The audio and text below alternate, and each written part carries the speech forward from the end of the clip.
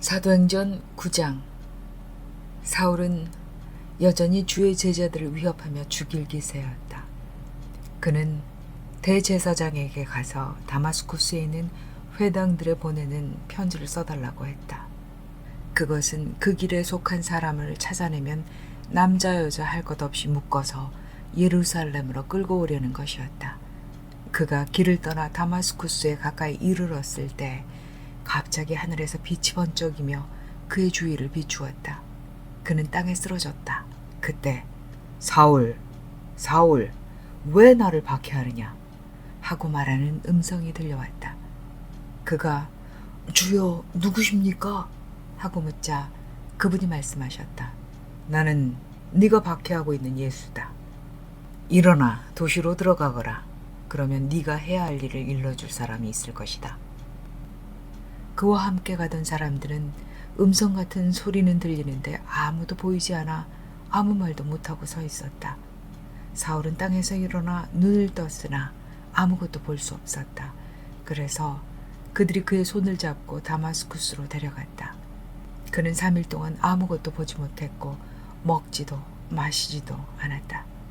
다마스쿠스에 아나니아라는 제자가 있었다. 주께서 환상 가운데서 그에게 아나니아 하고 말씀하셨다. 그는 주여 제가 여기 있습니다 하고 대답했다.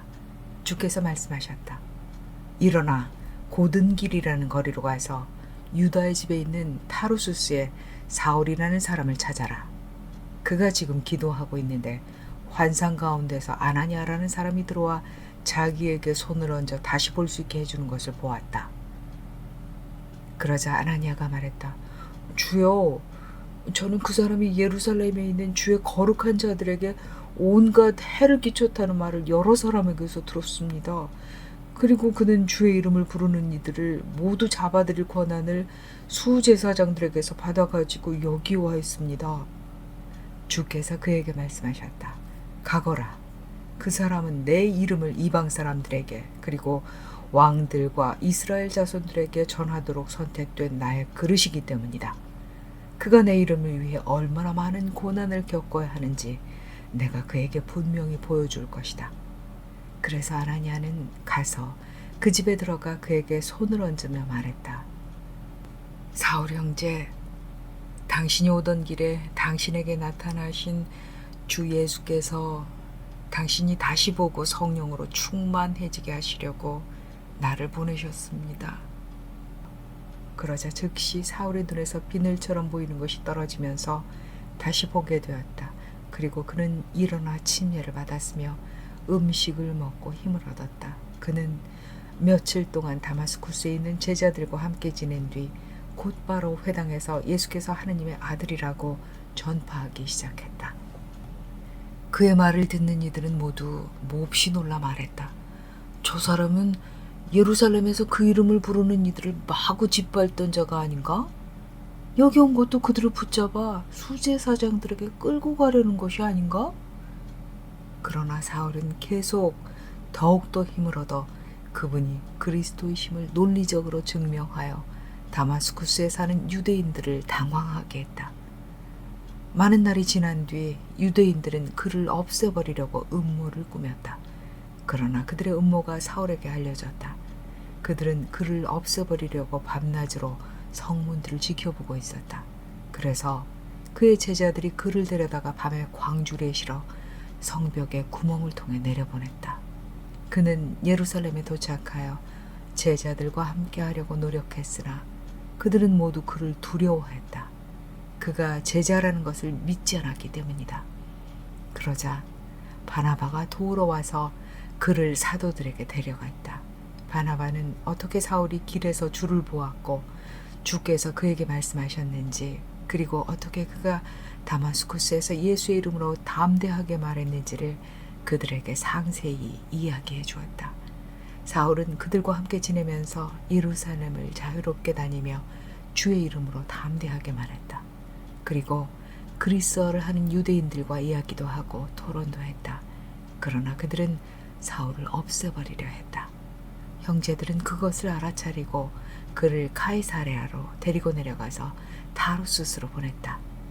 그리하여 회중은 유대와 갈릴리와 사마리아 전역에 걸쳐 평화의 시기에 접어들어 굳건히 세워졌고 여호와에 대한 두려움과 성령의 위로 가운데 걸으면서 계속 그 수가 늘어났다.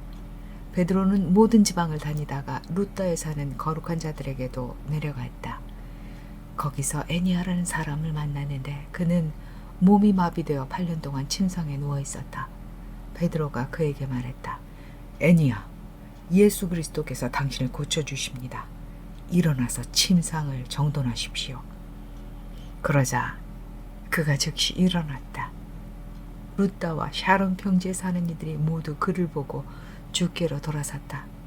그런데 요파에 다비다라는 제자가 있었다. 그 이름은 번역하면 도르가이다. 그 여자는 선행과 자비의 선물을 많이 베풀던 사람이었는데 그 무렵에 병이 들어 죽었다. 그래서 사람들이 그를 씻겨 위층방에 뉘어놓았다. 루때는 요파에서 가까웠으므로 제자들은 베드로가 그 도시에 있다는 말을 듣고 그에게 두 사람을 보내어 지체하지 말고 우리에게 와주십시오 하고 청했다. 그래서 베드로는 일어나 그들과 함께 갔다. 그가 도착하자 사람들은 그를 위층방으로 데리고 올라갔다. 과부들이 모두 그에게 나와 울며 도르가가 자기들과 함께 있을 때 만들어 주었던 많은 옷과 긴 옷을 보여주었다. 베드로는 사람들을 모두 밖으로 내보낸 뒤 무릎을 꿇고 기도하고 나서 시신을 향해 다비다, 일어나십시오 하고 말했다.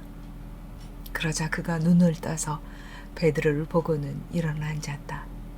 베드로는 손을 내밀어 그를 일으켜 세우고 거룩한 자들과 과부들을 불러 살아난 그를 보여주었다. 이 일이 요파 전역에 알려지자 많은 사람이 주를 믿게 되었다. 베드로는 여러 날 동안 요파에서 시몬이라는 무두장이와 함께 지냈다.